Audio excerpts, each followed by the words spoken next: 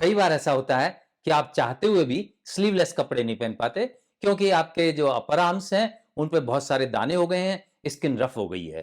तो ये दाने क्या हैं, इसको क्या कहते हैं, ये बीमारी क्यों होती है और इसका क्या इलाज है, ये सब मैं आज आपको इस वीडियो में बताऊंगा। मैं हूं डॉक्टर शुक्ला, एक डर्मेटोलॉजिस्ट।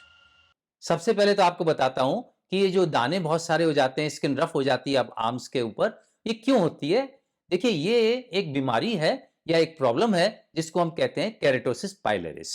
इस बीमारी के अंदर बहुत सारे छोटे छोटे लाल या ब्राउन कलर के दाने आपके अपर आर्म्स पे हो जाते हैं। इन पे खुजली नहीं आती और दर्द भी नहीं होता है। इन दानों से स्किन रफ हो जाती है और ये स्किन आपको देखने में ऐसे लगती है जैसे कोई चिकन स्किन हो या स्ट्रॉबेरी की स्किन हो। इसीलिए इस कंडीशन को हम चिकन स्किन या स्ट्रॉबेरी स्किन भी कहते हैं। तो सबसे पहले बताता हूं कि ये प्रॉब्लम क्या है। देखिए, ये दाने जो होते हैं ये अपर आर्म्स में होते हैं। इनमें कोई खुजली नहीं आती, कोई दर्द नहीं होता और ये दाने जो पोर्स होते हैं अपने, इन पोर्स के मुंह के ऊपर होते हैं। यानी जो आपके पोर्स हैं वो एक तरह से ब्लॉक से हो गए होते हैं। इन दानों के ये दाने ज्यादातर होते हैं आपके अपर आर्म्स में, थाइज में, बटक्स में, लेकिन ये फोर आर्म्स में भी हो सकते हैं, लेग्स में भी हो सकते हैं और बच्चों में ये फेस पर भी हो सकते हैं। केरेटोसिस पाइलरिस एक बहुत ही कॉमन प्रॉब्लम है। ये 30 से 40% लोगों में होती है और ये लड़कियों में ज्यादा होती है लड़कों की बजाय। ये स्टार्ट होती है 13-14 साल की उम्र से और 30 साल की उम्र तक आते आते ये दाने अपने आप ठीक हो जाते हैं, यानी केरेटोसिस पाइलरिस अपने आप ठीक हो जाती है। अब बताता हूं कि इस बीमारी का कारण क्या है। देखिए, ऐसा होता है कि नॉर्मली अपनी स्किन में जो सेल्स होते हैं वो बराबर डिवाइड होते रहते हैं। नए सेल्स आते रहते हैं और पुराने सेल्स जो होते हैं वो बाहर निकलते रहते हैं। लेकिन कुछ लोगों को जिनमें ये बीमारी होती है, उनके जो डेड सेल्स होते हैं वो बाहर नहीं निकल पाते हैं और जो पोर्स में जो टॉप होता है, पोर्स की जो ओपनिंग होती है, वहां पे ये सब इकट्ठे हो जाते हैं। तो इकट्ठे हो जाते हैं तो वही बम्प्स बन जाते हैं, यानी दाने बन जाते हैं और इससे स्किन रफ हो जाती है। तो इस तरह से ये आपके केरोटिस पाइलस बनती है। इसका कारण क्या है? इसका कारण है जेनेटिक्स। जेनेटिक्स मतलब कि आपके या तो पिताजी को या आपकी माताजी को, दो में से किसी एक को अगर ये प्रॉब्लम है तो आपको होने के चांसेस बढ़ जाते हैं।